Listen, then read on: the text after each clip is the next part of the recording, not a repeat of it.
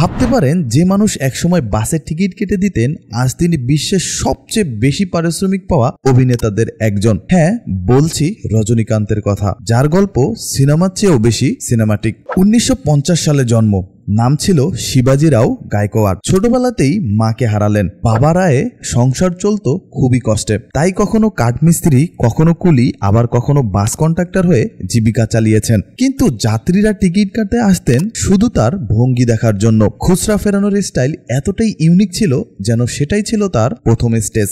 বন্ধুর সাহায্যে ভর্তি হলেন মাদ্রাস ফিল্ম ইনস্টিটিউটে। তখনই পরিচালক কে বালাচন্দ্রের সাথে তার দেখা হয় এবং তিনি সেখানে তার নাম দেন রজনীকান্ত, যার মানে রাতের রং। তার প্রথম সিনেমা অপূর্ব রাঙ্গাগাল, যেটা 1975 সালে প্রকাশিত হয় এবং এটা দিয়েই তার সিনেমার জগতে যাত্রা শুরু হয়। তখন খলনায়ক চরিত্রেই তাকে বেশি দেখা যেত, কিন্তু বিলা সিনেমায় ধূসর চরিত্রে অভিনয়ের পর থেকেই তিনি দর্শকদের হৃদয়ে বাজিমাত করলেন। 80-র দশকে তিনি আর শুধু অভিনেতা নন, হয়ে গেলেন সুপারস্টার। থালাপতি, মুথু, পদায়াপ্পা, চন্দ্রমুখী, প্রতিটি সিনেমায় ভক্তদের কাছে এক একটি উৎসব। রজনীকান্ত মানেই সিগারেট ঘোরানো, সানগ্লাস উল্টে ফেলা আর অদ্ভুত সেই হাঁটার ভঙ্গি, যা কপি করতে গিয়ে ভক্তরা বারবার হোঁচট খেয়েছে। কিন্তু রজনীকান্ত শুধু ক্রাতা চরিত্রেই আটকে থাকেননি। তিনি কাবালি, কালা, দরবার, জেলার, এখানে তিনি দেখিয়েছেন নায়কও ভুল করতে পারে, নায়কও দুর্বল হতে পারে। আর এই বাস্তবতাই তাকে আরো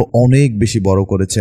আসলে ভক্তরা তাকে দেবতার মতো মানে। সিনেমা মুক্তির আগে তার কাট আউটে দুধ ঢেলে দেয় হাজার হাজার ভক্ত। কেউ কেউ তো দিনে 16,000 গ্যালন দুধ ঢালেন।